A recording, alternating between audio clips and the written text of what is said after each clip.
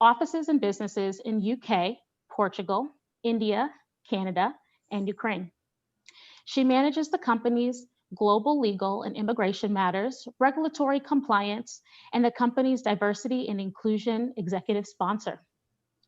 Eileen has been general counsel as well as head of legal services for many silicon companies such as Jif, TIBCO, Lockheed Head Martin, and many more. Eileen has received several awards in diversity and inclusion for her work in the Bay Areas, and she is a champion and has received the Champion Diversity Award as well. Eileen serves on the board of governors for the University of San Francisco School of Law and is the president-elect of California's Association of Black Lawyers.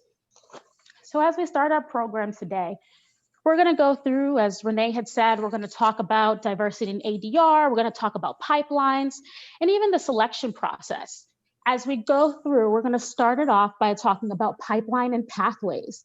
My first question is going to be to Shirish. What are some pipeline and pathways entry points in the profession of ADR? Thank you, Joanne, and thank you to ACC for inviting me to speak today.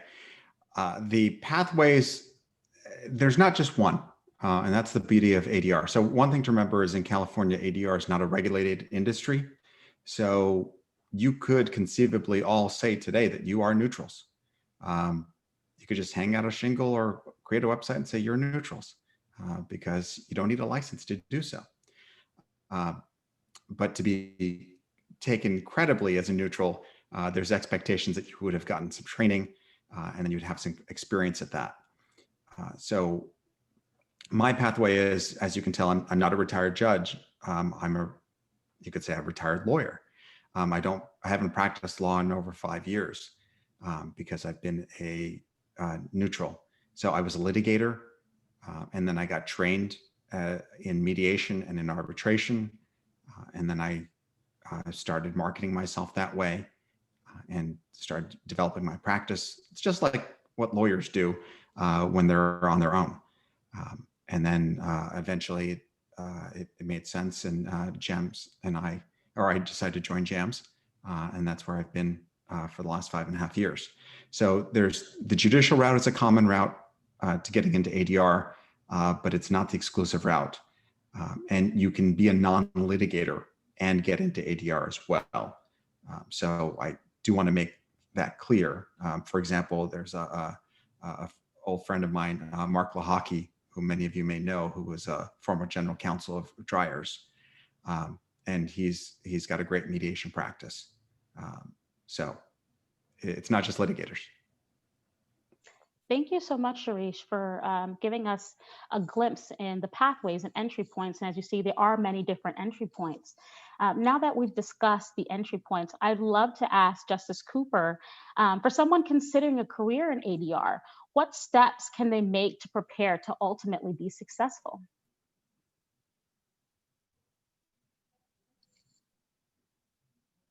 Unmute yourself is the first. Now, you know, there's a couple of different levels. First is getting into the field, and then secondly is sort of progressing in the field, and they're really different steps. In terms of preparation, I think to get in the field, and Shirish was talking about entry points, I think that's developing because the industry is not that old when you actually look at it. And you know, at one time, the obvious entry point was for retired judges, and that was the path that I took. And I've been with JAMS now for 11 years after 30 on the bench. And you know, that one's pretty obvious. But even there, the judges have to prepare themselves. You can't come out of a strictly criminal career and go into, you know, a JAMS or another organization. You also have to prep that career path. For lawyers that are coming in that are, say, mid-career lawyers that have developed some expertise and some recognition, they can lateral over into some of these organizations and come in at a pretty, you know, at a pretty high level. But they usually are coming in based on their already established expertise. The next one would be for people that are younger in their career that are interested early on in a career in ADR. And that is probably the least common path, but I also think that there's a way to get there also. Ultimately, no matter which path you take, your ultimate success is going to be based on your reputation and on word of mouth. And I don't think it matters who you go with. Eventually, it's going to come down to you and your reputation, interaction with lawyers and colleagues, and developing the expertise and the sense of trust that I think is really critical in this field to do well. And for the younger people coming in, and I can talk about this later, and anybody who wants to email me with this is over and ask me questions, I'll be very happy to receive those. But there's a lot of programs through specialty bars, through state bars, through a lot of CLE. I think someone who's just coming up that's interested can get a lot of training in the area before they would say hang out a shingle or try to attract business. Even without trying to pay, a special program and get a certificate or a degree. And you can also associate with or try to get mentors and others in the field to help bring you along. So I think now there are multiple ways to come in and to prepare, and an enormous amount of information now out in the field. Thank you so much, Justice Cooper. I think that you gave us a lot of gems there. And I think the other aspect that we also want to make sure that we continuously have is mentorship and sponsorship that will always assist with increasing the pipeline. So I just want to switch gears just a little bit as we've talked about pipeline and entry points and building your career. Just want to I'm going to speak to first Justice Cooper, and then we'll go to Eileen and then Mernaz. Why is it important to make diversity in ADR a priority? And how do diverse perspectives help improve ADR? This is a topic of longstanding interest for me, and you all youngsters need to understand that when I graduated from law school in 1973, law school classes were just then 10% women, fewer minorities. And in 1980, when I went on the bench in California, I think there were only 32 women judges in the entire state of over 2,000 bench officers. And there was no ADR. So there have been vast changes in the area. It was difficult enough getting the court system to recognize the importance of diversity and inclusion and increasing the number of minorities on the bench.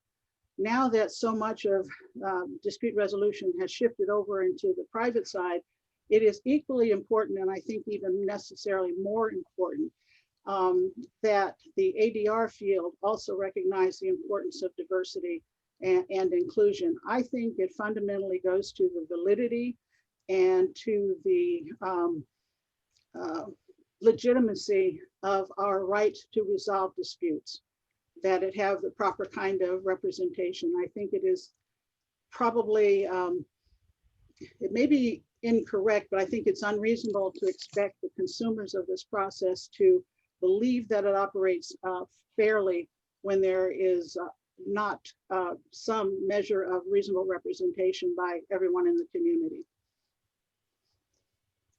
Excellent. Eileen, would you like to chime in? Oh. Unmute, Eileen, you're doing my thing again. Thank you. Sorry about that. I'm a consumer of agencies like JAMS that provides mediation services and other entities. And just like a consumer of law firm support, we want to make sure that the access to mediation and mediation programs and companies like JAMS is available to minorities, to women, so forth and so on.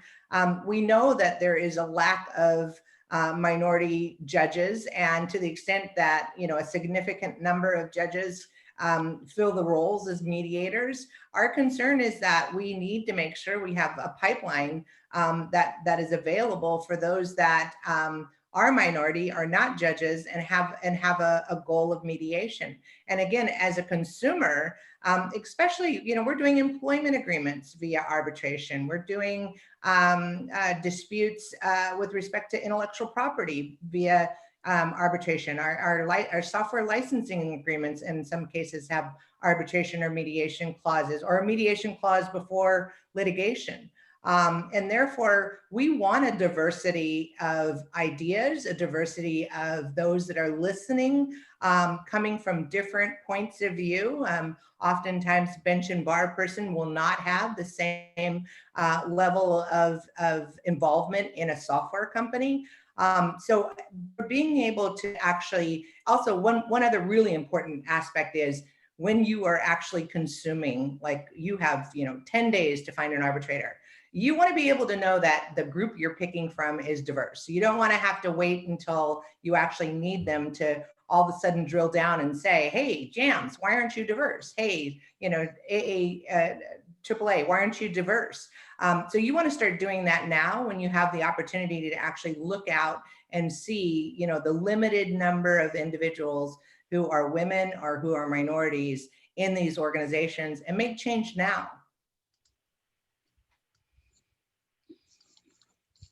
So this is Marinaz, and I agree with everything that Justice Cooper and Eileen just said. I would add that I'm also a person who would be a consumer for neutral services. And I'm a consumer not only on behalf of my law firm, but also on behalf of my clients. And so when I'm looking at who I would want to have as a neutral, one, I do want to make sure that there is a diverse base. And one of the key reasons I want to make sure that there's a diverse base is because from my perspective, a lot of my cases end up in federal court before juries. And if they're going to end up in court before a jury, whether federal or state court, I want to make sure that the person who is the neutral understands kind of the perspective of a multitude of people and not just one group of people, and is not limited from that perspective. So I think of it in those terms. I also want to make sure that the neutral understands my clients, and I find that more and more my clients are diverse, and I want them to be comfortable when either they get into a room with a neutral or they get onto a Zoom session these days with a neutral.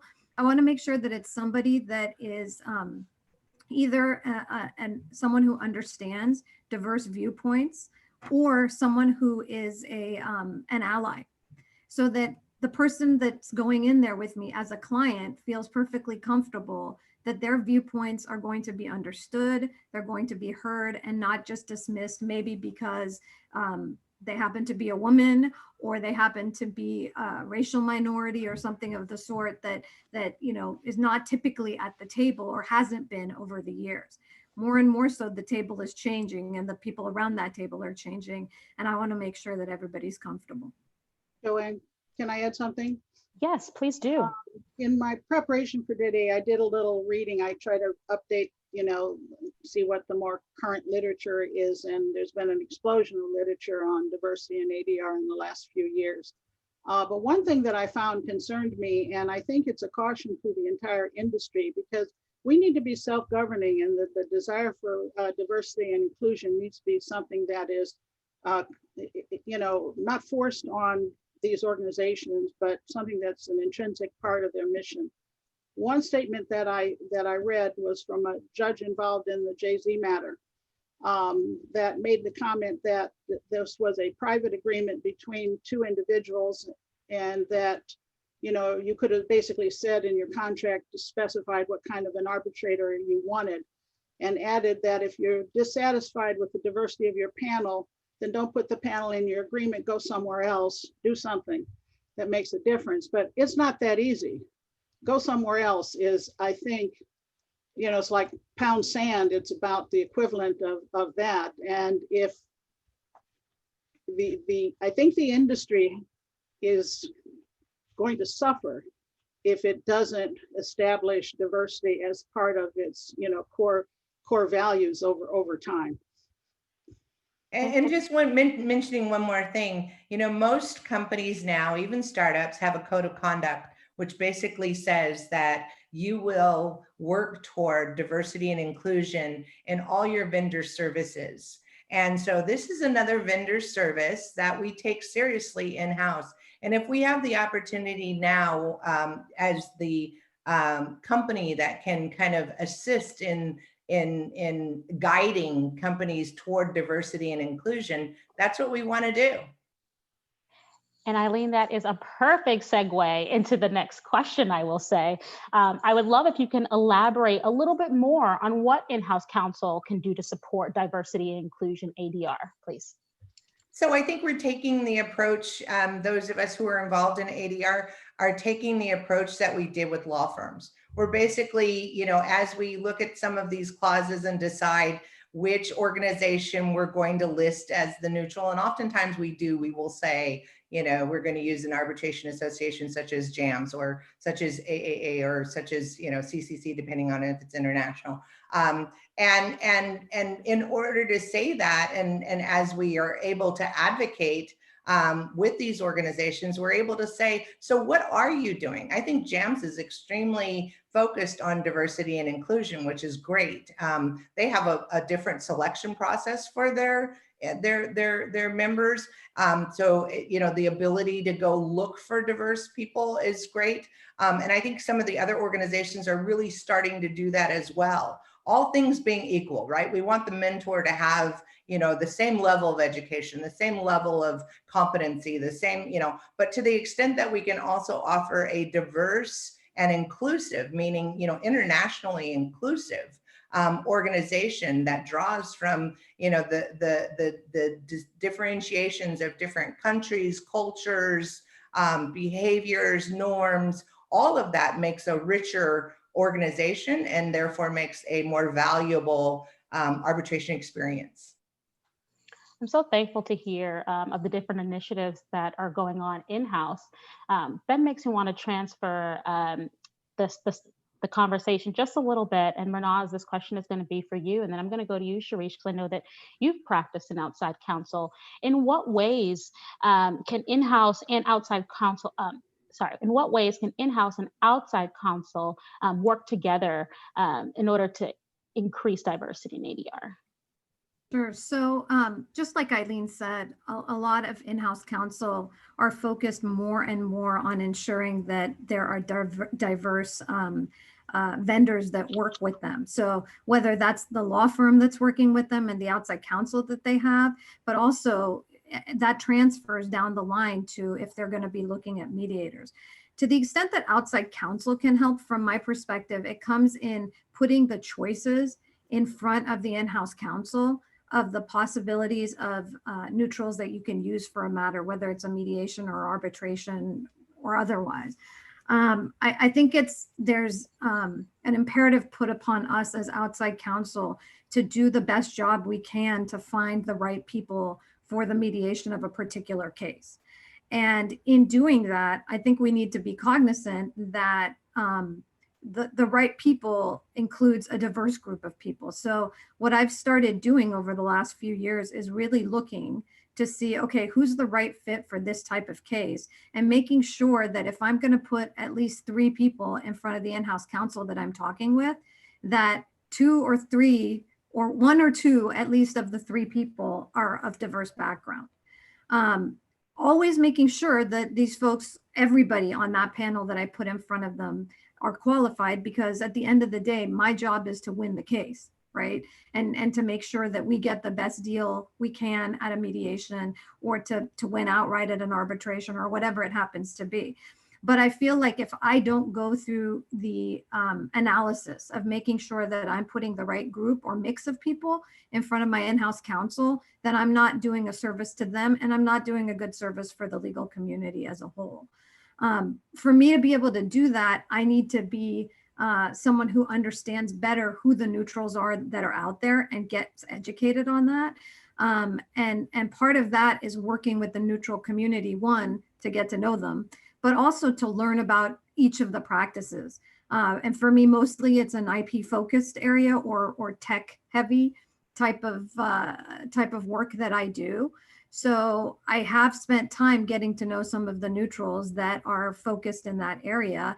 And I've also had the opportunity to get new ones, get introduced to new neutrals that I didn't know so well. For instance, I want to say a couple of weeks ago, but it may have been over a month ago now. I can't, the days are fading these days. Time flies really quickly nowadays. Yeah. Sharish put together a meeting, 2 Zoom meetings, actually, a Zoom meeting with Judge Sleet.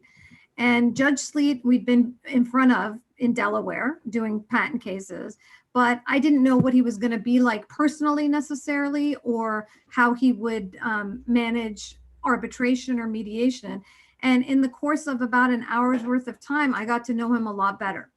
And that was because Sharish took it upon himself to introduce Judge Sleet to a bunch of practitioners in the IP area and in other areas, so that we could get to know him. And I think that's something that we could partner with neutrals in doing, so that we as outside counsel can get to know them, so that we can then in turn introduce them to in-house counsel. And just to build on that, so Judge Greg Sleet was the chief judge of the U.S. District Court for the District of Delaware, and that is a patent-heavy docket. So when I got to know him over the summer, I realized, I mean, this is someone that his calendar should be booked up by folks on the West Coast. He's an amazing person, and he's got great experience. So it was an easy call to reach out to my network and say, let's just have a Zoom call, because we're not meeting. That's for sure. Plus, he's on the East Coast, so it's most convenient. At the time when I scheduled it, I didn't look at the calendar, because on one of the nights it was one of the presidential debates. Okay. I think it was the first one. So that wasn't a great timing wise, but I was surprised most people still showed up and stayed. They caught some of the early highlights, so I don't think they missed too much. It's a long-winded way of saying neutrals are available for you to meet and to get to know, because at the end of the day, this is a service industry. We are here to help resolve matters, and we're happy to answer questions as long as it's not specific to your matter. If it's going to be an arbitration that I'm being considered for, you can't really interview me for that. But if it's a mediation, there's no ex parte issues. I'm happy to talk to you about the issues. Like, for example, someone reached out and said, have you done accounting issues or evaluation issues with private equity companies? I was like, yeah, not a problem. So we talked it through, and now we're about to have a session. So at the end of the day, you are the consumers. So whether you're in-house or you're outside, you're the ones that control what services are provided, who is providing those services. And so I just say, exercise your power, because the organizations will diversify faster if they see that the diverse neutrals are booked up and are in greater demand. There's nothing that shows demand like success like that. So if you were to fully book up the JAMS diverse neutrals for the next 2 to 3 months, I'm sure we would diversify faster, and hopefully many of you would consider a career in ADR as well. Oh, that's the other thing, is if that's something that you're interested in, most of us will be happy to have you shadow us in a mediation. So that way you can see what it's like from this side. And then we talk during breaks, so that way you get an idea of what we're doing. And sometimes we even get ideas off of you of like, oh, so what should I say in there? Or what would you say? So it's a fun experience that way, but it's all confidential, and we have to get approval from the party. So it's not a surprise to anyone. Well, I will say here at JAMS, diversity has always been really important to us, and we're always steadfast in increasing our diversity. And as we say, it's one thing to build a diverse panel, it's another thing to have them utilized. And I love the examples, Bernaz, that you used in being creative in ways to be able to get to know the neutrals. I did want to propose an additional question to both Eileen and Bernaz. Are there any other ways that, or putting onus on provider, what we can do to have you know who is diverse on our roster, or a different way to present them to you to increase the utilization? Did you want to go first, or? Go for it, Eileen. Oh, I think, it's kind of difficult because I truly equate it to the similarity with law firms and trying to make sure that, the law firms that are out there and they're growing and they're changing and they're, and then who's there. I think it's also incumbent upon the actual in-house counsel to kind of know. But I think since arbitration is growing, this is exactly the way, bringing diverse members of JAMS to an ACC event so that we see them, meet them, know them, can call upon them. That this is exactly one of the ways. It's kind of weird because you fight that battle between, data overload, email overload, spam, and really trying to get a notice out there on how to really locate. I think also a lot of it has to do with your website and so forth. I think you guys do a great job of identifying people and different ways in which people pop up on the screen and so forth and so on. But I think at the end of the day, there are so many corporations, there's so many startups and so forth that it's truly a responsibility of those that are in-house that are focusing on diversity and inclusion, and then those that are in the mediation arbitration organizations to find that happy medium, to find different and unique ways during COVID, during Zoom, after Zoom. After Zoom, you can have an invitational for the sole purpose of here, come meet some of our members, diverse and non-diverse, because an organization that focuses on diversity and does wonderful things for diversity and inclusion in the world also is really important. So we want to meet folks that are diverse, and then companies that focus on diversity and inclusion as well. Bernaz, would you like to add anything to that? Yeah, sure. So I think the other thing is to proactively partner with allies in law firms. So find allies in law firms and ask them to introduce folks who are neutrals and who are diverse to their partnership. And you can do that in ways like CLE training, how to best do a mediation. I mean, the neutrals are the people who have the most experience with alternative dispute resolution. So they could sit together with some of the partners at the firm or even others within the firm and really go through the best ways to mediate, what works, what doesn't, pros and cons, how to approach it when you're preparing to go into a mediation. It's almost it is a CLE. It teaches the folks at the law firm. It's a win for them because they get the value and the experience that comes from a neutral who's doing this every day. And it's great for the neutral because the people at the law firm get to know them. They in turn can then let their in-house counsel know about the individuals that they talk with.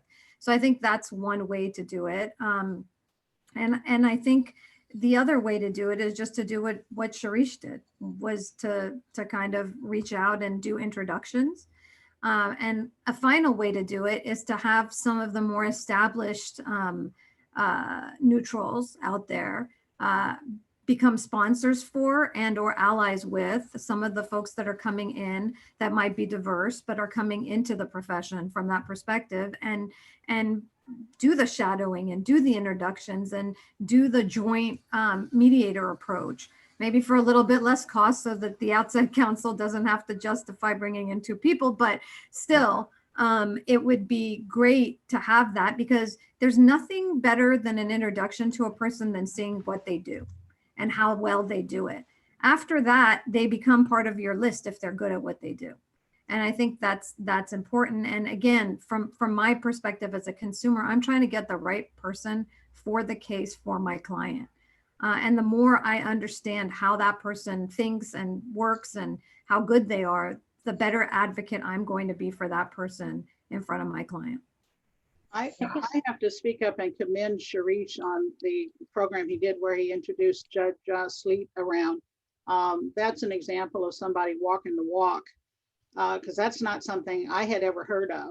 And he, on his own, made this arrangement and introduced Judge Sleet to, I'm assuming, a variety of his clients and associates and business associates, and shared that with him on his own initiative, which I thought was really, extremely creative and generous. But it also tweaked my imagination about other ways to do similar things because he had done that. And I have some ideas I'll come back to JAMS with that were just triggered by what had been done. I also don't think you have to wait till after the virus, because I find this format to be unusually good for communication if the group's not too big. Yes. You can, whereas I'm cocktail party phobic, if I get into that kind of environment, I don't flourish in that. Maybe other people do, but this is as up close and personal as you can almost get. Yeah. The other thing to mention, which Maraz indicated, is I will tell my outside counsel, just like, I was concerned about your diversity and inclusion, when you go to present me with arbitrators or neutrals, I'm interested in diversity and inclusion as well. So you're right. Usually the list comes from your outside counsel. I usually don't suggest someone myself. So actually working with law firms to ensure that the law firms are promoting diversity and inclusion in arbitration is also crucial. I loved hearing the success story of, being able to promote diversity in ADR. Now, it's not always successes. I want to ask a question to Justice Cooper. What are some challenges to increase diversity in ADR? Well, there's the selection process and the pipeline process, and I think because the industry is growing, it's clearly now a young adult, but it's not it's not older. It is growing. One thing we always heard in the judicial side, and we heard also here in the ADR side, is a problem with the pipeline. And if you are with a provider that's going to rely on either retired judges or established lawyers to create your panel, pipeline is going to be an issue for a while. And I really don't have an answer for that, except to tell the providers to look harder, be more open-minded, a little broader in their selection criteria, and also to tell people that might not think that they're a good candidate that they ought to pursue it, because you never know. That's on sort of the supply side of the neutrals, and then the other, I think, is on the client side. We also then have to be selected. It is a harder path, I think, for minority neutrals to become successful. That was my personal experience, and also I've heard that said by other ethnic minorities and females. It took me a solid 3 years to get what I consider to be a minimally successful practice going in this field. And some people can't hang out for 3 years. So it's, there's some issues that have to be worked on. And I'd like to hear what some of the other challenges are. Part of my problem is I'd been on the Court of Appeal for 10 years, and the trial lawyers that were the movers and shakers had completely forgotten who I was. And I thought it was going to be an advantage, and it wasn't initially. It was like, who is she? Well, you know, she died and went to the Court of Appeal 10 years ago. Would any of the other panelists like to share any of their thoughts? So I'll go. In terms of the challenges, there are many. So first of all, it's easy to get trained. It's a 40-hour course in terms of mediation, but you're not really credible as a mediator at that point. It's about getting the reps. So when I started, I crisscrossed the state. I would fly down to Riverside, rent a conference room, buy lunch for people to do a free mediation. So that way I could get experience in the mediator's chair. And I did this for a while just so that I could, you know, figure out how do you mediate. And I will tell you that those people that used me for free never used me again. So it was, I just saw that as training for me, not as business development. But at the end of the day, it was, I needed to mine my network to see, okay, you know, we're growing up together. You use mediators. I've known you for a while. Give me a shot. And then been able to establish the business that way, or the practice that way. But it's, there are serious network effects where when I was at a law firm, we went to the same 5 mediators every single time we had a case. And it really didn't deviate. So it's hard to break into that 5. I'm not saying it's the same 5 everywhere. I'm just saying we're all comfortable with using the same service providers. That's why when I was practicing, I used the same copy guy. Greg was my guy for copies, and because I knew he would come through for me. So I understand that whole unfamiliarity and trust. But at the end of the day, this industry doesn't survive if we just stick with our one person. And who knows, their calendar might be booked for the next 3 months. So you don't want to be in that situation where you don't know any of the other names and you have no experience with the others. And maybe it's just not a good fit in that case for them. Well, there's external reasons for that as well, because that practice that Sharice is describing is also the basis for the complaint about, you know, repeat players. That is pretty common complaint in the industry, and it is probably a good thing, I think, to get new blood in, and, you know, churn the pool a bit from time to time. So that will reduce that repeat player criticism. But, you know, I think it's a habit that I think distinctly overlaps with the old boy network concepts. Oh, great. And just to chime in a little bit more, one thing that in-house counsel can do, my understanding generally was outside counsel prepared the list of potential arbitrators or mediators, and they submit it to in-house counsel, and in-house counsel can basically say yes or no, or had experience with this person, never using them again, or they were great. Just make sure that when you get that list from the outside counsel, just let them know that our company values diversity. I mean, that's one of our core beliefs. And so we would like to make sure that the list that we get is diverse. We're not necessarily saying we're going to pick a diverse neutral for this matter, but we need to make sure that they're represented. And it shouldn't just be 1 of 10, because we've seen all those lists where it's 1 of 10. And there's enough data out there that shows that 1 doesn't get picked. But if there are at least, you know, 2 to 3 or more, and I'm kind of going with the Mansfield rule here, then you have a higher probability that a diverse neutral will get picked. And Sorry, Sharice, I think that's a great segue into the final question, because I do want to leave a little bit of time for Q&A. As you said, that there are resources out there in order to help increase diversity in ADR. We do have the ABA Resolution 105. JAMS does have the inclusion clause. Sharice, can you expand a little bit more on how these initiatives can assist in moving the needle of seeing more selection and diversity in ADR? Sure. So having a diversity and an inclusion clause, it's a statement of principles in essence. And what you're telling your counterpart to your contract, and you're telling the provider, is that diversity is something that is important to you. And that's something that we as providers respond to.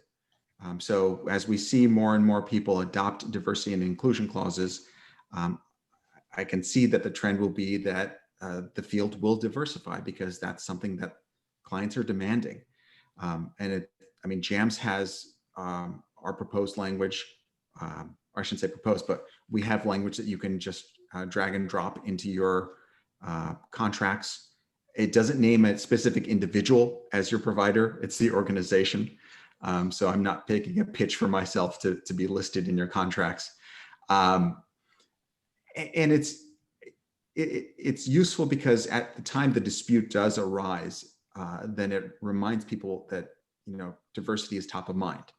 And I believe that when we get disputes, say in arbitration and JAMS, we ask the parties to send in the clause. And so that'll be a signal to us to make sure that the list that we get you is diverse. Excellent. Okay, so I know that when everyone registered, there was an option in order for you to propose some questions to the panelists. I know that some of them have already, for the most part, been addressed during this program, but there is one that I saw that I'd like to toss it out there to Mernaz first and then to Eileen. Can diversity hiring / inclusion, can it be taught in an annual session with employees? Can it be taught in an annual session with employees? Mm-hmm. Yeah, what I can tell you what our firm does is it has, I don't know that there's a specific teaching of diversity hiring or whatnot, but there's certainly an education of how important it is to focus and be cognizant of diversity and inclusion, and to not let implicit biases get in your way. And that training in and of itself has led to a lot more hiring of hiring in a diverse and inclusive manner, including of neutrals. So yeah, I think that it certainly could be said explicitly. I think that sometimes teaching the value of it is equally important instead of just saying it. And the way you can teach the value of it is by really having people focus on their own implicit biases and creating an open environment where people can talk about it. And once you get that communication and that conversation going, then I think you get to the point where more and more people will do it on their own. And sure, I see no problem with saying it outright either. You're muted. I'm sorry, as a mute. We definitely, every single company I've been at, all 9 startups and several big companies, Lockheed Martin, TIBCO, Sun Microsystems, the companies have diversity and inclusion and training associated with that, including implicit bias and race-related harassment. And also, to most extents, larger legal departments actually have their own diversity and inclusion within the legal department. So I think most companies, I kind of would be surprised in today's environment, especially in the last 2 years, that most companies don't have diversity and inclusion training. Now, with respect to diversity and inclusion selection in arbitration, I'm not so sure. We don't really advise our employees with respect to, we advise them about arbitration and the arbitration clause in their agreements, but we don't advise them with respect to diversity and inclusion in selecting an attorney or selecting an arbiter in the event that there's, a claim against our company. And I'd be surprised if any company would do that. I mean, again, that would be kind of outside the scope of our legal support to the company. But with respect to hiring employees, contractors, vendors, working with customers and solutions, diversity and inclusion is definitely a trained activity. We definitely talk about it with respect to our code of conduct for our employees, our code of conduct for hiring, our vendor code of conduct for our customers, and our customer code of conduct and our vendor code of conduct. And that is pretty consistent across the board. I'm, a member of the Women's GC Network and Sun Law and Tech GC, and we've had those diversity and inclusion conversations across all of those organizations with samples of things, trainings that we've all shared with each other, or organizations that provide diversity and inclusion training for you. But I would be surprised in 2020 if there was a company out there that did not provide some type of diversity and inclusion training to its employees. Thank you so much. As we're coming to an end of our program, I would like to open the floor if anyone has any questions for our panelists today. I think given timing, if we can get like at least 1 or 2 questions, that would be great.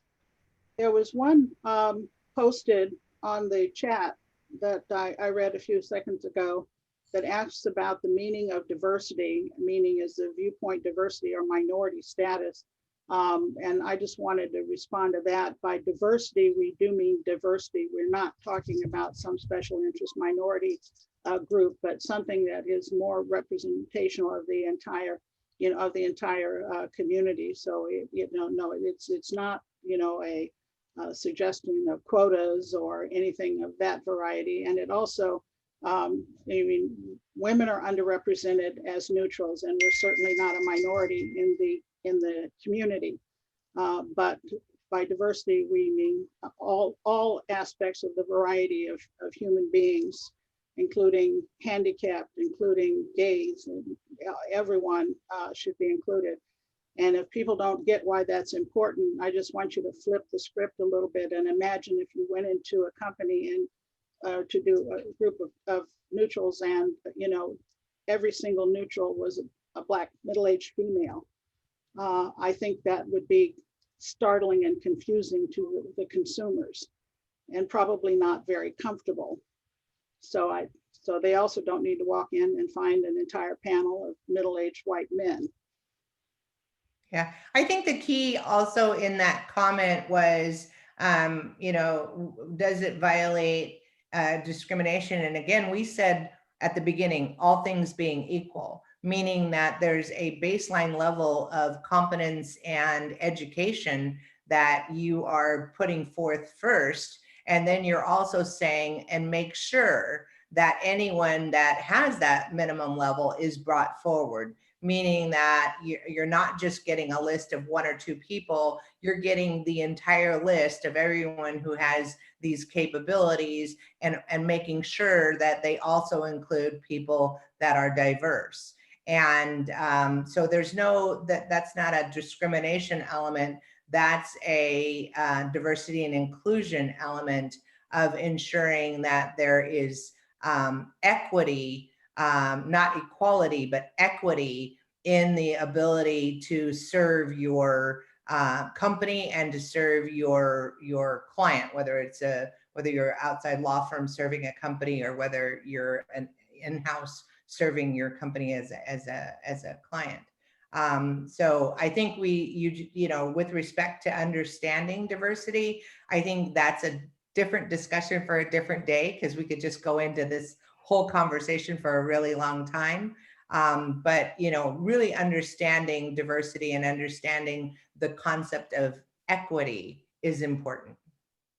In the words of my mentor, looking at diversity with the big D, so the overall umbrella. So I will say that. Is there any other questions before we get to the wine tasting? I don't want to hold anyone back from the wine.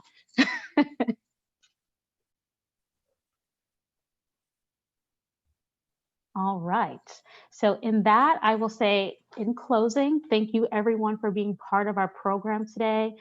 Thank you for our esteemed panelists for speaking. You guys have given us a lot of food for thought, and look forward to continuing the dialogue with all of you as we go on to the wine tasting.